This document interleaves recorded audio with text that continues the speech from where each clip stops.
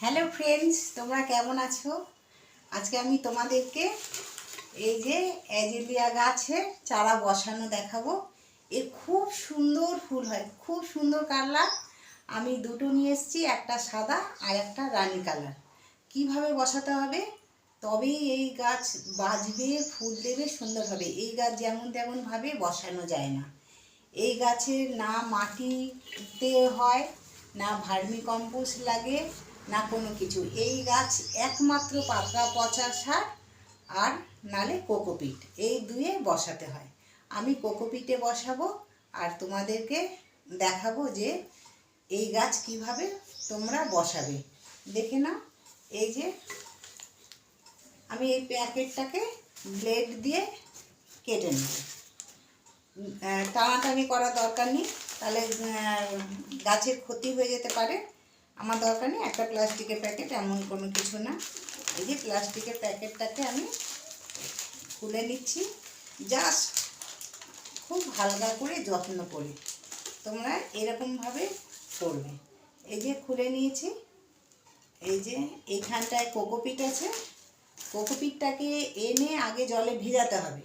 জলে ভেজানোর পর সেই কোকোপিটটাকে একটু রোদ্রে শুকিয়ে নেবে, একদম এরকম ঝুরঝুরো ঝুরঝুরো হয়ে যাবে। এই যে একদম ঝুরঝুরো শুকনো নেবে।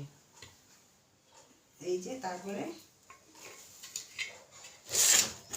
টবের নিচে একটু খোলাম কুচি, এগুলো ইটের টুকরো এগুলো দিয়ে নেবে। আমিও দিয়ে নিয়েছি। এইবার জাস্ট এই কোকোপিট দেব নিচে ইটের উপরে। এই গাছটাকে এরকম করে বসাবো। এই যে বেশি বড় টব নেবে না, যখন যখন গাছ বড় হবে তখন তখন টব চেঞ্জ করা হবে। আর এই এই চারিদিকে গাছটা বসালাম, এই চারিদিকে কোকোপিট দিয়ে দেবো। খুব ভর্তি করেও দেওয়া যাবে না, মোটামুটি এতটা খালি রাখতে হবে। এই যে টবে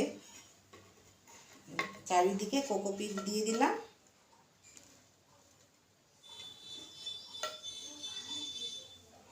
এই যে এবার আমি এই গাছটাকে বসিয়ে দিলাম। গাছে একটু জল দিয়ে দেবো। 1 সপ্তাহ ছায়ায় রেখে দেবো, আর কোনো খাবার দেব না। গাছটা যখন 1 সপ্তাহ হয়ে যাবে, যখন সানলাইটে রাখবো তখন খাবার দেব।